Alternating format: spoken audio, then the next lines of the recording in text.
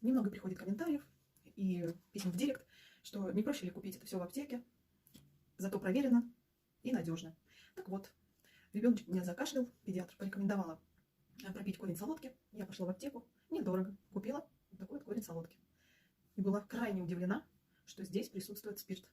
Ну как вы думаете, я стала давать его ребенку? Конечно же нет. Видим, да, что он у меня целый. В нашей компании тоже есть корень солодки. Отличное средство, без спирта. Все натуральное, с витамином С. Можно деткам с 3 лет. И не бояться, что там какие-то какие-то красители, какие-то вкусозаменители.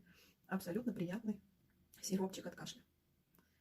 Так что советую, прежде чем писать плохие отзывы о нашей продукции и посылать всех в аптеку, сходите сначала и посмотрите на состав.